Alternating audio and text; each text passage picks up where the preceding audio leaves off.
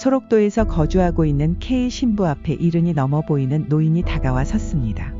저를 이 섬에서 살게 해주실 수 없습니까? 느닷없는 노인의 요청에 K 신부는 당황한 표정을 지었습니다. 아니, 노인장께서는 정상인으로 보이는데 나 환자들과 같이 살다니요? 제발. 그저 해본 소리는 아닌 듯 사뭇 진지한 표정으로 이야기하는 노인을 바라보며 K 신부는 무언가 모를 감정에 사로잡히게 되었습니다. 저에게는 모두 8명의 자녀가 있었지요. 자리를 권하여 앉자. 노인은 한숨을 쉬더니 입을 떼기 시작했습니다. 그런데 그 중에 한 아이가 문둥병에 걸렸습니다. 언제 이야기입니까? 지금으로부터 40년 전. 그 아이가 11살 때였지요.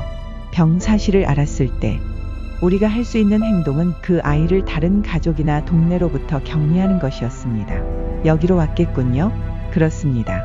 소록도에 나환자촌이 있다는 말만 듣고 우리 부자가 길을 떠난 건 어느 늦여름이었습니다. 그때만 해도 교통이 매우 불편해서 서울을 떠나 소록도까지 오는 여정은 멀고도 힘든 길이었죠. 하루 이틀 사흘, 더운 여름날 먼지 나는 신장로를 걷고 타고 가는 도중에 우린 함께 지쳐버리고 말았습니다. 그러다 어느 산속 그늘 밑에서 쉬는 중이었는데 나는 문득 잠에 골아떨어진 그 아이를 죽이고 싶었습니다. 바위를 들었지요.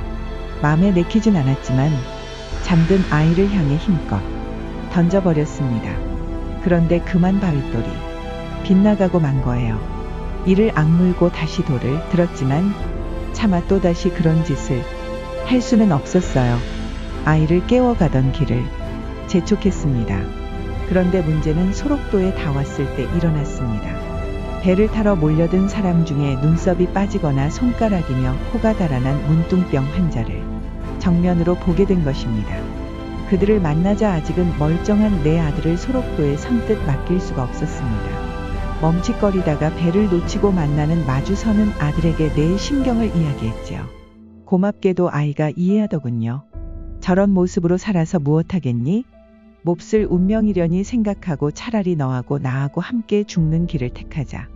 우리는 나루터를 돌아 아무도 없는 바닷가로 갔습니다.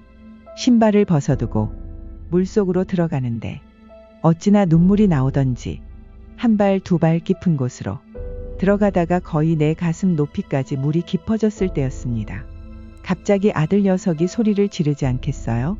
내게는 가슴 높이였지만 아들에게는 턱 밑까지 차올라 한 걸음만 삐끗하면 물에 빠져 죽을 판인데 갑자기 돌아서더니 내 가슴을 떠밀며 악을 써대는 거예요. 문둥이가 된 건 난데 왜 아버지까지 죽어야 해요? 형이나 누나들이 아버지만 믿고 사는 판에 아버지가 죽으면 그들은 어떻게 살겠냐는 것이었습니다. 완강한 힘으로 자기 혼자 죽을 테니 아버지는 어서 나가라 떠미는 아들 녀석을 보는 순간 나는 그만 그 애를 와라 껴안고 말았습니다. 참 죽기도 쉽지만은 않더군요. 그 후 소록도로 아들을 떠나보내고 서울로 돌아와 서로 잊은 채 정신없이 세월을 보냈습니다. 오남 이녀의 7명의 아이가 자라서 결혼하고 손자 손녀를 낳고 얼마 전에 큰아들이 시골의 땅을 다 팔아서 올라와 함께 살자더군요. 그래서 그렇게 했지요. 처음 아들네 집은 편했습니다. 주는 대로 받아먹으면 되고 이불 펴주면 누워 자면 그만이고 가끔씩 먼저 죽은 마누라가 생각이 났지만 얼마 동안은 참 편했습니다. 그런데 날이 시간이 지날수록 아이들 눈치가 보이기 시작했습니다. 그 애들은 아무 말도 없는데 말입니다. 어느 날인가는 드디어 큰아이가 입을 엽디다. 큰아들만 아들이냐고요? 그날로 말없이 짐을 꾸렸죠. 그런데 사정은 그 후로도 마찬가지였어요. 둘째, 셋째, 넷째. 허탈한 심정으로 예전에 살던 시골집에 왔을 때 문득 40년 전에 헤어진 그 아이가 생각나는 겁니다. 11살의 문둥이가 되어 소록도라는 섬에다 내다 버린 아이. 내 손으로 죽이려고까지 했으나 끝내는 문둥이 마을에 내팽개치고 40년을 잊고 살아왔던 아이. 다른 7명의 자식에게는 온갖 정성을 쏟아 힘겨운 공부까지 시켜놓았지만 내다버리고 까마득하게 잊어버렸던 아이. 다시 또 먼 길을 떠나 그 아이를 찾았을 때 그 아이는 이미 아이가 아니었습니다. 신이 넘은 데다 그동안 겪은 병고로 인해 나보다 더 늙어 보이는, 그러나 눈빛만은 예전과 다름없이 투명하고 맑은 내 아들이 울면서 반기는 것이었습니다. 그는 나를 껴안으며 이렇게 말했지요. 아버지를 한시도 잊은 날이 없습니다. 아버지를 다시 만나게 해달라고 40년이나 기도해 왔는데 인제야 기도가 응답하였군요. 나는 흐르는 눈물을 닦을 여유도 없이 물었죠. 어째서 이 못난 아비를 그렇게 기다렸는가를. 자식이 문둥병에 걸렸다고 무정하게 내다버린 채 한 번도 찾지 않은 아비를 원망하고 저주해도 모자랄 텐데 무얼 그리 기다렸느냐고. 그러자 아들은 이렇게 말하는 것이었습니다.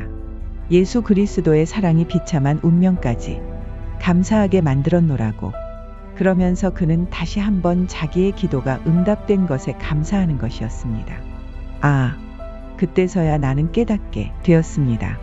나의 힘으로 온 정성을 쏟아 가꾼 7개의 화초보다 쓸모없다고 내다버린 한 포기 나무가 더 싱싱하고 푸르게 자라 있었다는 것을. 신부님, 이제 내 아들은 병이 완쾌되어 이곳에서 믿음으로 건강하게 살고 있습니다. 그 애는 내가 여기가 와서 함께 살아주기를 간절히 원하고 있습니다. 그 애와 며느리, 그리고 그 애의 아이들을 보는 순간 그 바람이 결코 거짓이 아니라는 걸 깨달았습니다. 그들의 눈빛에는 지금껏 내가 구경도 못했던 그 무엇이 들어있었습니다. 공들여 키운 7명의 아이에게선 한 번도 발견하지 못한 사랑의 눈빛이라고나 할까요? 나는 그 애에게 잃어버린 40년의 세월을 보상해 주어야 합니다. 함께 있어 주는 것만으로도 그 애에게 도움이 된다면 나는 기꺼이 그 요청을 받아들일 작정입니다. 그러니 신부님, 저를 여기에서 살게 해 주십시오.